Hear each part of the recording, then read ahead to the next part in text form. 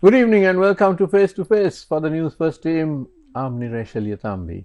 Now, I have with me two gentlemen in the studio who are well known to our viewers. That's Mr. Kesarralal Gunasekara, former Member of Parliament. Good evening and welcome back, Kesarralal. Good evening. And Mr. Nadeesha De Silva, noted political commentator and analyst. Good evening to you as well. Good Nadeesha. evening, Naresh. Good evening. And it's been a while since you came on the show. Yes. Right. So we are discussing today the pace of change in Sri Lanka and the pace of progress as well, and whether it is fast enough or just right, or perhaps too fast. And I'm talking about not just the economy, but about societal change as well. Remember, you people voted for a system change, right? Okay, so Kesarralal, let's start with you. Let's start with societal change. Now, over the past year or so, we have seen our Sri Lankan society changing. Not all of it. The bus drivers are still racing like Formula One drivers. The railways are still chugging along in the same way that they used to, or not chugging along. There are various sectors which do a work to rule or a strike once in a way. But there are certain areas of society which are seeing rapid change. We've seen a lot of change in the police force, in the Attorney General's department, and especially in the Bribery Commission. And we see our judges giving decisions very freely. There's no more talk of judges being influenced.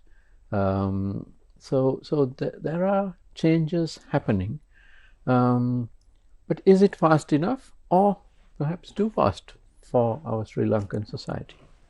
What's your opinion on that? Naresh, that's a debatable issue in the first place as to whether it is fast enough or too fast. Everything is relative. You got to understand there are certain things that can be speeded up, but at the same time, so many issues cannot be speeded up in that manner because you become wonky. You can become wonky. So you must be extremely careful. And I feel slow and steady is the best way forward for everything. But at the same time, you have to understand that there are so many groups or gangs against this government as well. It's very unfortunate that this government happens to be a minority party. Yeah? I still say it's a minority party, and the majority party are in the parties are in the opposition. So the major thrust is coming from the opposition, and to support the government, there aren't many people. When I say the government is strong enough to defend themselves, but outside Parliament, it's a tough call. That's the biggest issue I feel. Therefore, when somebody looks at it, my God, there is so much talk against the government, but all those things are not correct, not true. I feel those things need to be changed, and I expect the people also to openly start supporting the government, because we wanted this change. The people wanted this change, and the change has come. We have to ensure that they move forward. We have to ensure that, and we must support the move. We must support them in every respect to ensure that they carry on unabated, and they move forward. That's our role. I always tell many people, whichever party you belong to, you got to understand, once you lose an election, change your mindset. You have to change your mindset, because you're lost. You did not lose because of mistakes made by anybody else. You are lost because of the mistakes made by your own self. That's why you're lost. There is no way that the NPP could have come up if all the other parties together were doing the correct thing. No way. So you have to understand that, and therefore take cognizance of the fact, and then ensure that we support. Because always what happens is, No sooner new government comes, from the following day itself, the opposition's role is to destabilize the government. And that is what they have been doing right throughout. Now. Although it's 1 year past, from day one they have been doing this. This is all wrong. Why is it that we can't come together, discuss matters and move forward? Surely there is not going to be any election for the next 4 years. No election whatsoever. And therefore, take it forward. Why make all these hue and cry because there is hardly anything? Huh? If at all you talk, these people throw back at things that have happened in the past. That's all. That is going to happen. Now, Kesarralal, just one point. You said no elections, but the provincial council elections are due. Yeah. And we were told by a government minister very publicly that within the first 6 months of next year that will happen. And that is a national election. Correct. Of course, no date has been set, but we expect that. It is not an easy exercise, Nadeesha. Even if the cabinet decides, you know why? The law is not complete. What they are trying to do is to see whether they can have the elections on the earlier basis. That's wrong. That is technically wrong. You change the laws, you change the election system, and you can't say, look here, we have a stumbling block, therefore we'll resort to the... No, you can't do that. That should not be done. That's unethical. You have to clear the path now and then hold the elections. That's what I feel. Elections must be held. Huh? I always say elections must be held. But at the same time, I say, no going back. You move forward. That's why we change the election system. Not to go back. You can't say, okay, for this time. I mean, most of these arguments that are coming forward now, for the last 4 years, where were those arguments? 4 years, where were those arguments? Not a single person made or any of those, brought up any of those arguments. They were very silent. Then all of a sudden, arguments are coming up. No, elections must be held.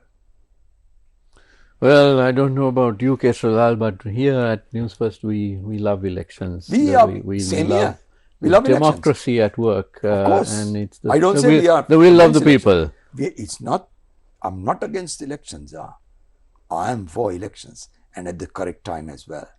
My question is very simple. You can't go back to an earlier system.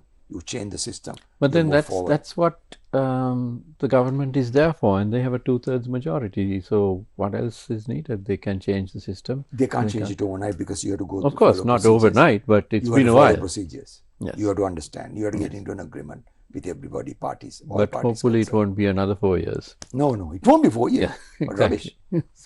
Right. Let's bring in Nadeesha. What's your view on this?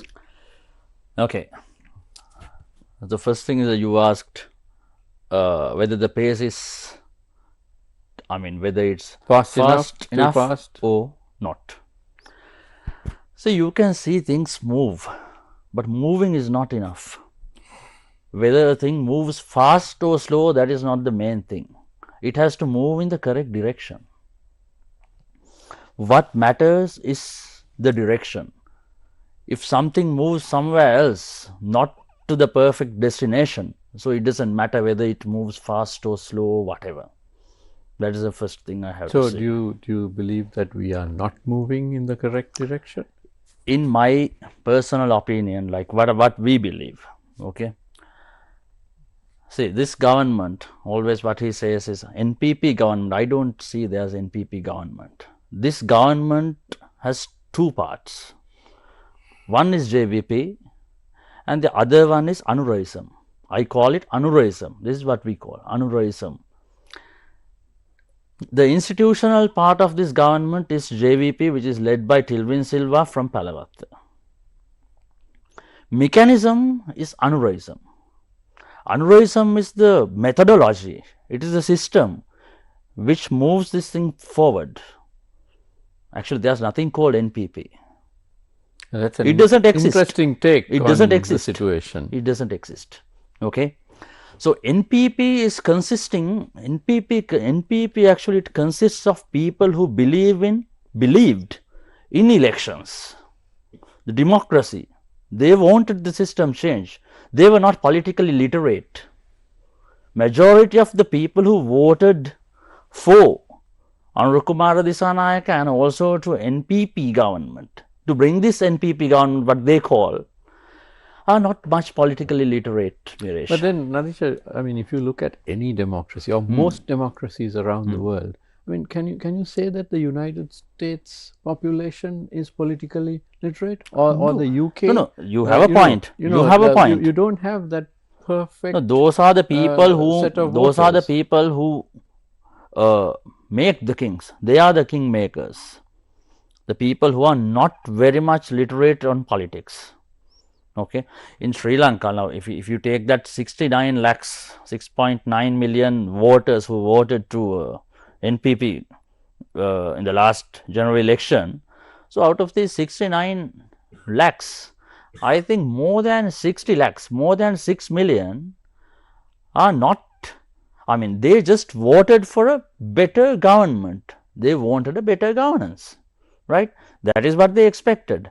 We call them as virtual technocratic middle class. It's a virtual technocratic middle class. This, I mean, this is a new class which brings people into power. They can be influenced by the technology.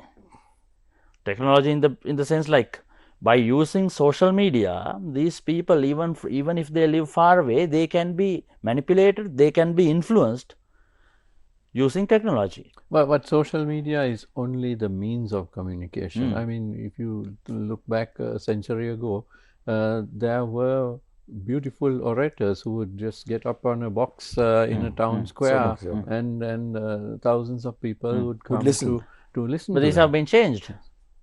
Things has been changed, right? Yes, so it's now it's easier to disseminate. And we know the throughout the last decade, things have changed drastically. Very fast, things have changed. So that's why I'm saying the direction actually is from the JVP. That is the direction. I mean, JVP is the direction of but the public, the voters were aware that the main constituent party of the NPP was the JVP. I mean, they didn't, hide that fact. So that stands they didn't hide that fact because they can't hide that fact. They can't hide that fact. It has to be there. There are the constituent parties. Yes, but still that is the main party. And what they told is a different thing.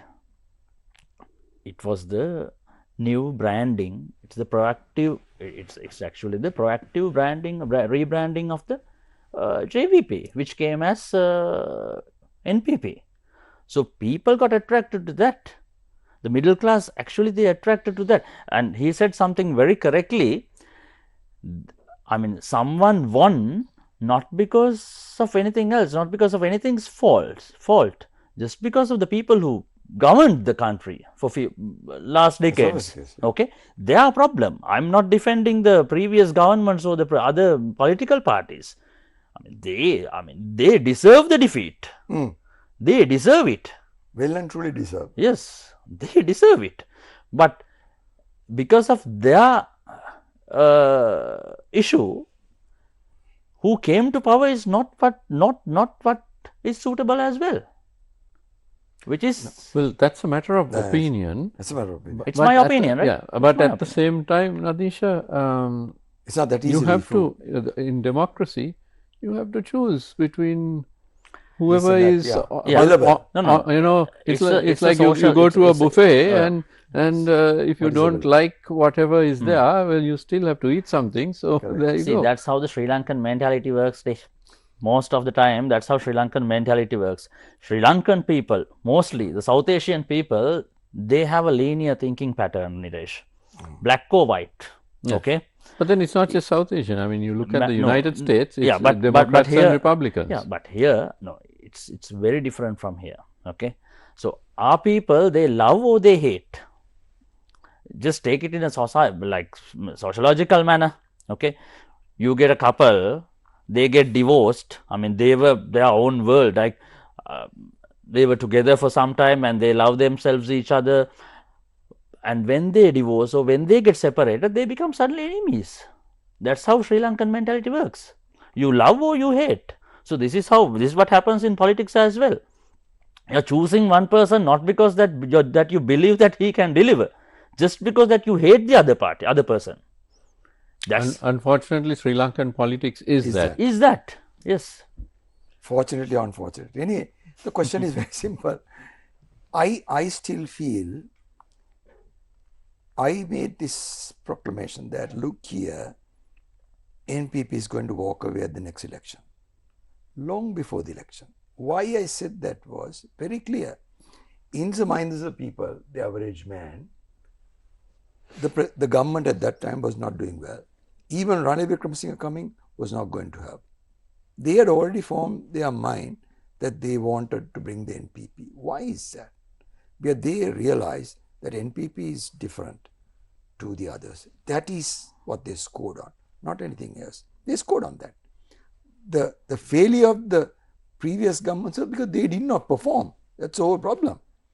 But why NPP came is people accepted these are the people who must be brought in. That's how they were so successful. Huh? So successful in coming to power. 169 members, it's not that easy. It's not an easy election. It's not an easy victory. It's a very difficult one. But they did it. They did it. So now it's left for us to take them forward and ensure you tie them to the agenda, tie them to whatever they promise. That's all that we have to do. But we are not doing that. That's my take. So you think there needs to be more public pressure, public discourse? Public discourse, more or less. Right. But I still feel they're still popular. There's no way. Well, they lost popularity. At the same time, what about the popularity of the other parties? You're making faces, Kesarralal. Okay. I don't. It's not correct for me to mention things. Surely you should understand. Okay. Okay. So you don't have much faith in not that I have not. opposition I do not parties. have faith. I do not have faith. But I still feel the major opposition parties have to understand that there is a way to move forward. No, tie up with the government, support them at various quarters, and on a day-to-day basis, you listen to what is going on in Parliament. You get sick, no? Every day, some minor issue, and there are some members of Parliament whose sole aim is to get on social media. Whatever they say gets on the social media immediately. So maybe they run out of stuff and they create things to survive. We never resorted to any of those things when we were in Parliament. But of course, social media was not that strong. Even back in your day, I mean, when there was no social media per se, there were politicians who hogged the limelight by doing all kinds of crazy things and bringing up non-issues. I mean, that was there, right? Yeah, that but was not many. But today you have so many. If you take most of those statements that are made in Parliament on a day, just take one day and analyze. 90% is all rubbish. 90% is all rubbish. Interesting. I have gone through that. Okay. I realized that it's all wrong. That's why I said that people have to prevail upon everybody. Look here, you take this country forward and to support the government. If by chance they falter, that's a different issue. But until such time, so support and take it forward. That's the only way. So you think for that this country. You think that Parliament needs to be discussing more serious matters? Of course. Than what it is. That is what Parliament is for, which is not happening in the present day context. I mean, you bring something, there is tremendous opposition. Why? You discuss and thrash out your differences and then finalize. That's all that you should do. We have to move forward. If you want to change things, change. Bring in new laws, bring. I still feel in the present day context, unless you bring in laws to take action against the wrongdoers with regard to corruption, etc., it's going to be extremely difficult. You have to bring in laws. But new laws. The laws are already there, Kesarralal. I mean, you can always bring newer and better laws. Even Mrs. Bandaranayake introduced the Criminal Justice Commission. Why? When you Which say got- Criminal Justice Commission, some of our younger viewers may not know much about it. That was a commission created by Mrs. Bandaranaike during her time in order to tackle the exchange control violations.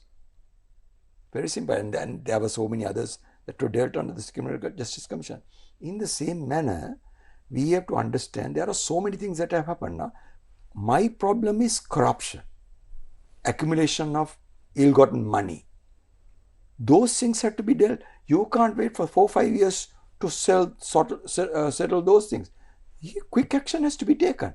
But Kesarralal, that is happening now. I mean, every day we have people being arrested who are then presented before magistrates. They are either given bail or they are remanded, and that is going on. Is it not fast enough for you? If you ask me the pace, no. What I say is you can't speed it up with this present system. You have to bring in new laws. That's the only way. You got to understand, because I mean, take very simple example.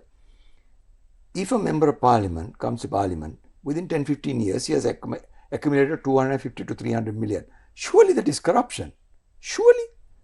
Unless he had, I think you're talking on the conservative side. Many members of parliament are acquiring or have acquired much more than that. Much more.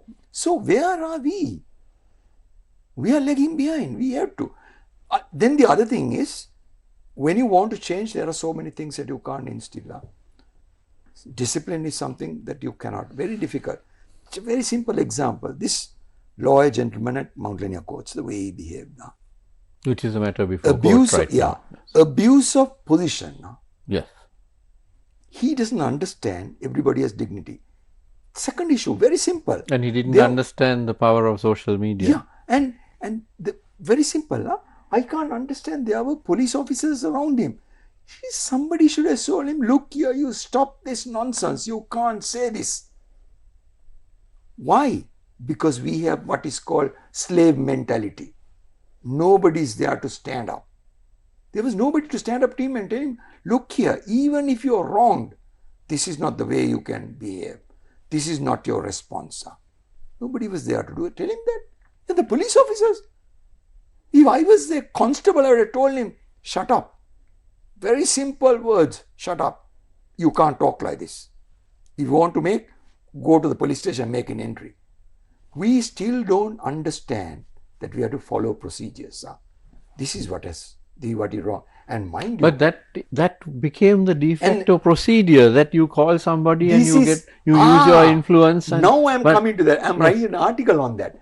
This is what was dismantled by the previous regimes.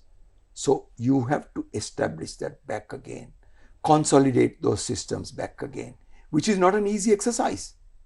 Right. But you have to bring in that. You have to do that to ensure that the system moves forward. Nadeesha, your views on this?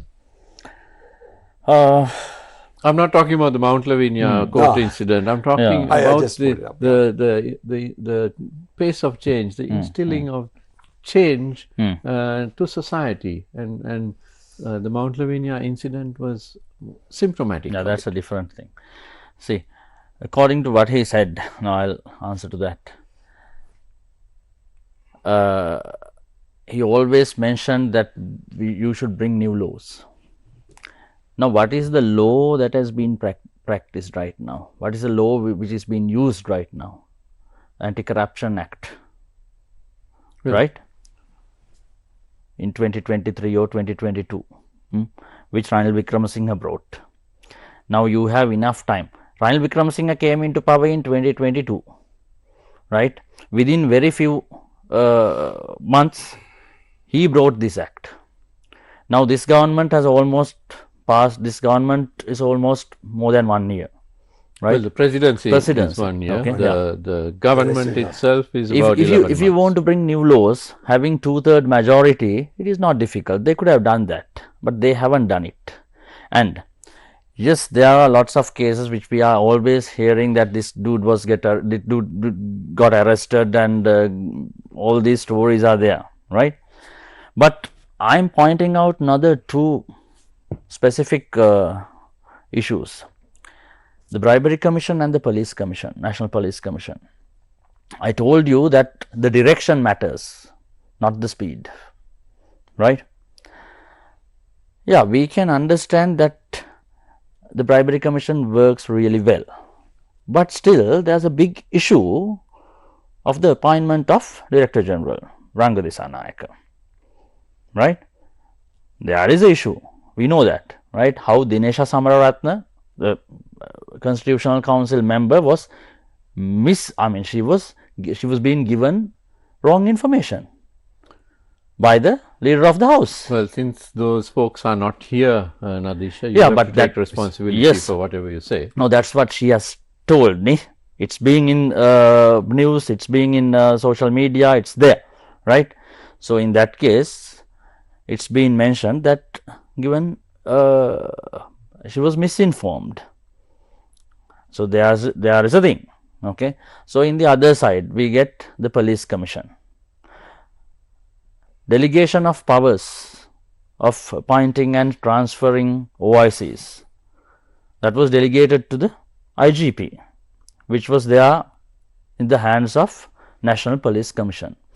So National Police Commission and the Bribery Commission both are specific institutions which were introduced by the 17th Amendment to stabilize and strengthen the democracy.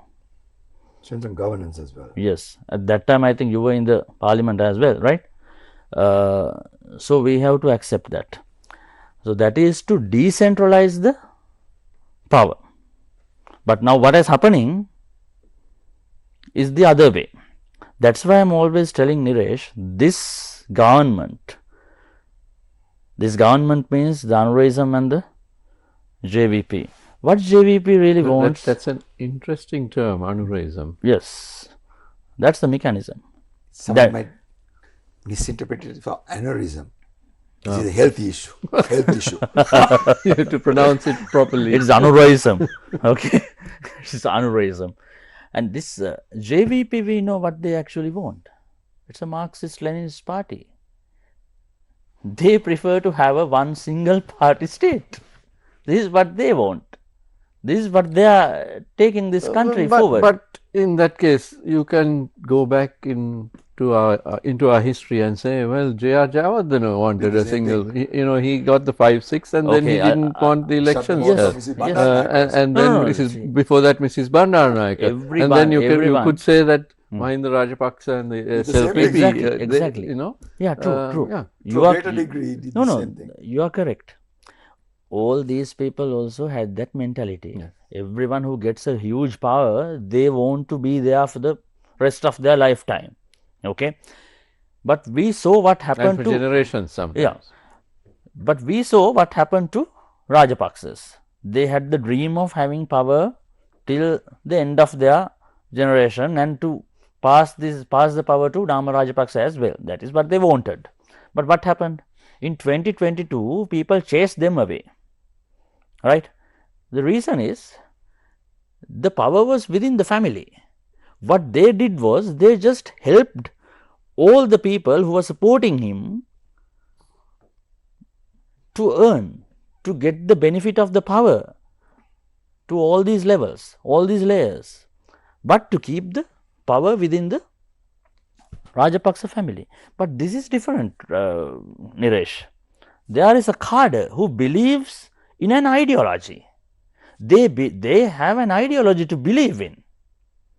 Rajapaksas, they didn't have an ideology. Rajapaksa supporters, they didn't have an ideology. They just had that idea, Rajapaksas they should be in power. This is what they believed. J.R. Jayawardena also, it's like that. There were no ideology behind it, but they are here, it's like a religion. They believe in it. That's where they want to take the country. So it is different. You can't compare Jayawardenas, you can compare Jayawardena and Rajapaksa in one way. Okay, but JVP is in a different level.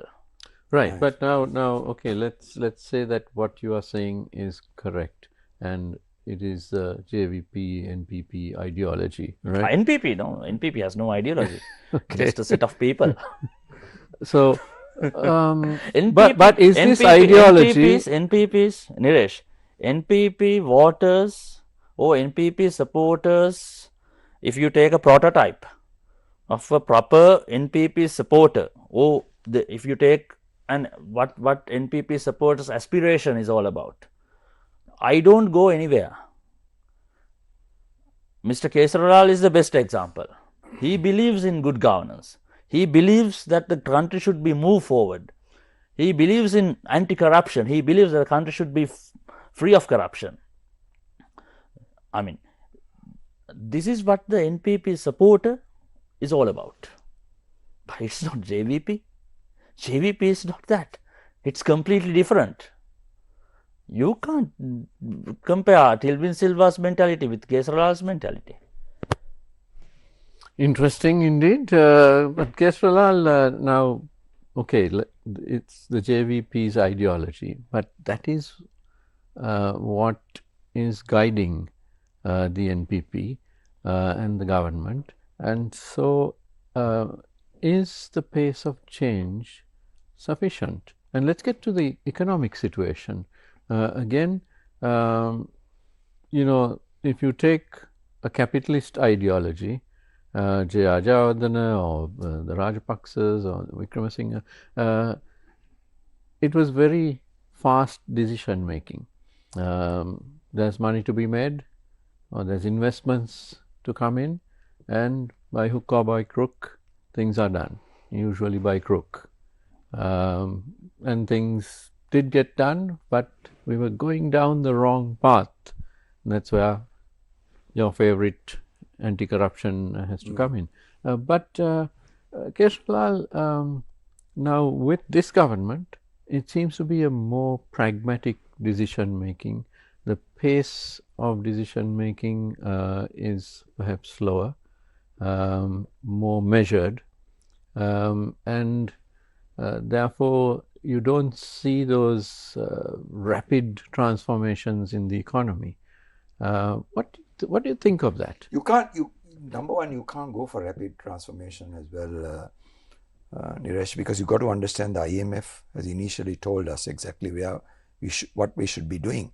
Of course, they have set a target of 3.1%, and they have specifically mentioned that you can Which we have exceeded. We have exceeded. We have moved forward with 3.1%. You can achieve all those other targets. So you have to understand, we move slowly. We move slowly, and the other thing is ensure, and the IMF also said you can't be having a sprint-free operation as well. You have to have restrictions on those. So these are concerns of everybody. You have to understand it's very slow moving operation, but it's moving forward and it's moving in the correct direction. This is what I see. We have to all ensure that things are moving. I mean, you have to understand it's not that easy. We have reached 4.9% in the last quarter, which is a good sign for the economy. Let's keep that going. That's all that we have to do. No. Talking negative is not going to help the government at all. No, Kesarralal, 4.9% is impressive, considering that we were at negative 3.8% or something just a couple of years ago. So yes, it's impressive.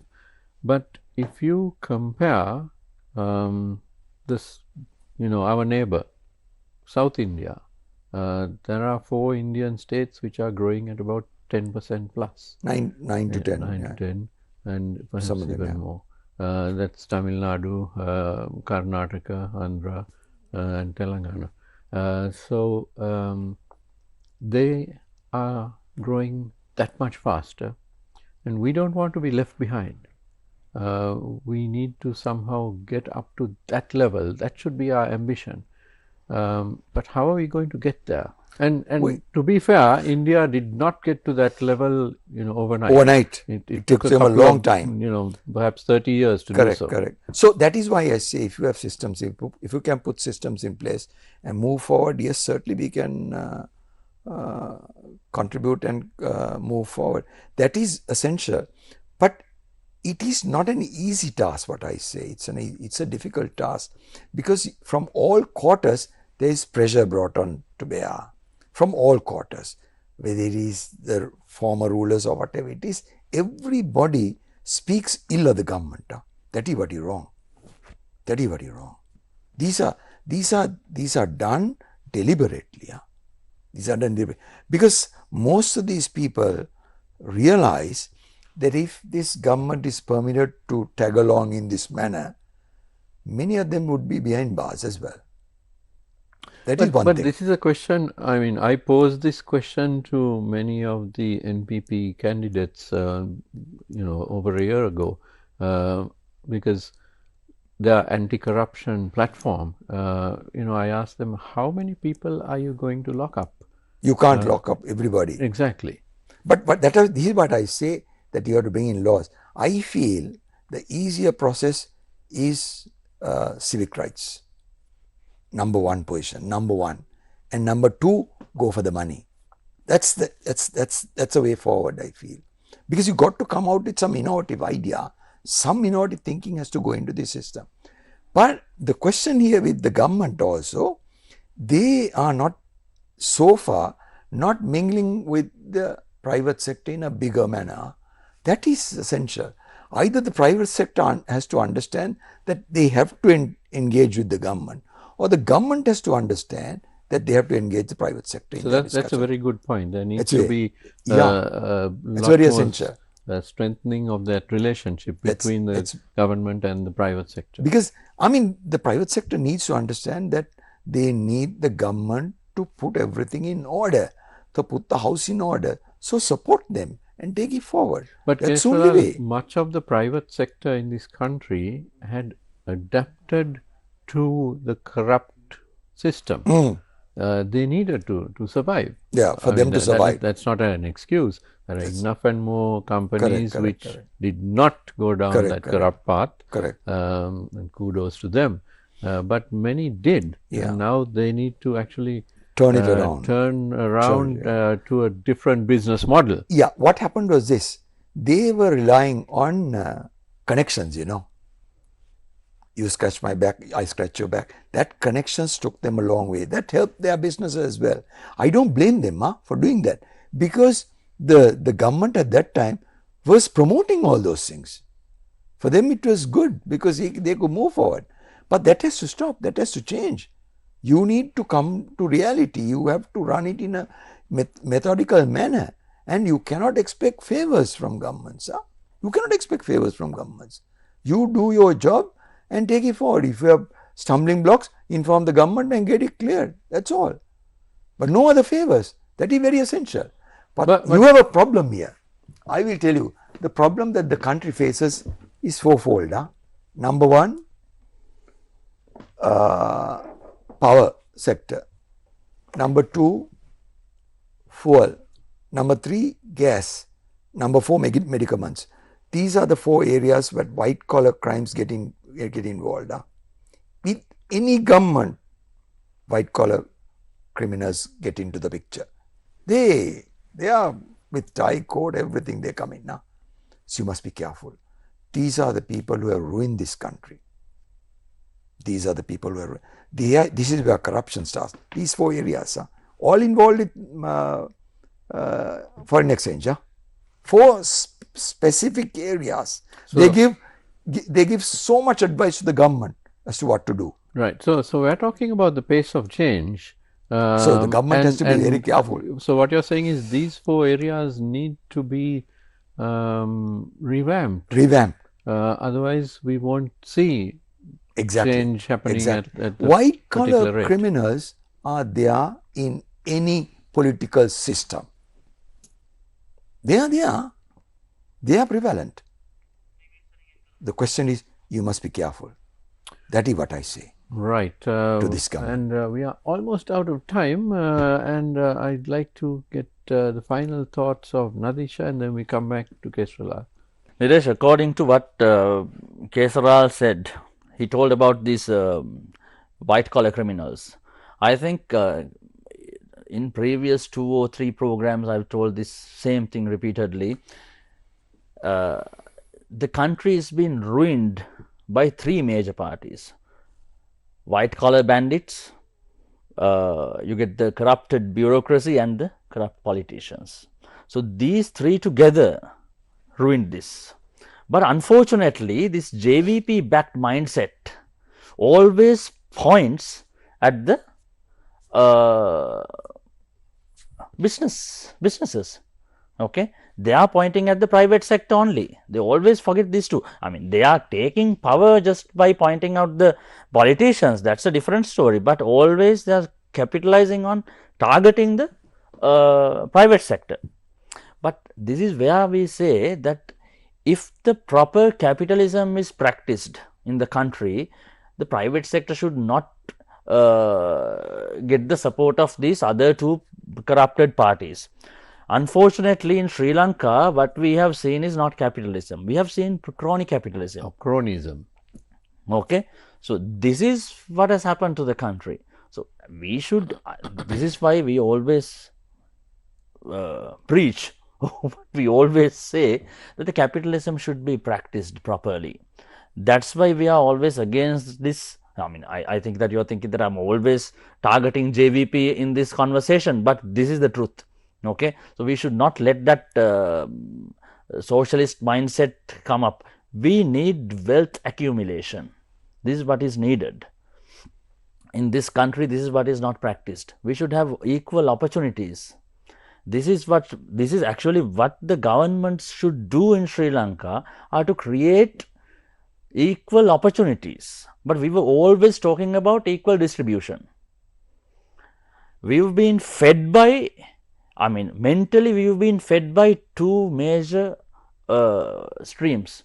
One is that we have all of us, we have read this Russian books, Russian literature, what we have read. Okay. So our mindset is always in the Fixed. socialist mindset. Okay. We believe in equal distribution. That is how the society thinks. And the other thing is wrongly interpreted Buddhism. I'm always saying that wrongly interpreted Buddhist culture. Okay. So Buddhist that philosophy. Buddhist philosophy is the thing, but Buddhist culture is what matters to the people. So in that case, these two have changed the mindsets of the people, that they always see that wealth accumulation is something wrong. So always you have to distribute. So this is what is ethical. That is why even the capitalist governments, even SJBO, UNP, take Sajid Premadasa for an example, he is not being capable of saying that capitalism has to be practiced. He says some other thing. Okay. So this is a tragedy. Interesting thoughts indeed. Kesarralal, your final thoughts. Niresh, of course, I respect the views of Niresh, but the only thing is I do not agree, because the question is this: I feel if you take Anukumar Dissanayake, he calls him by a different name, etc. No, Anukumar Dissanayake he has procured the assistance of the top class private sector people, no?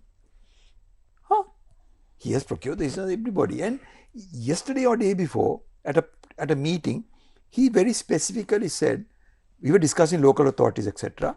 And local authorities wanted to put up supermarkets. He said, look here, for heaven's sake, local authorities don't have to get involved in that. Let the private sector.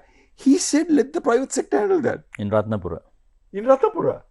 Which is a cue that the private sector has to take up. And he mentioned so many supermarkets that have failed, Borel, Nugegoda, all those places. Private sector put forward proposals to promote those things. That's a way forward. This is what President Kennedy did know. Whenever he went for meetings, he carried people, officials, to listen to what he says and put them into practice. This is what has to be done in this country. To move forward, you need the private sector thoroughly engaged and ensure that the private sector takes these ideas and converts them into action. That's the only way. That's the way forward. Maybe slow, but still for all, we move forward. That's the way to go. Right. So both of you we're very happy with what is going on at the moment. Yes. So you're happy. You feel that there should be much more.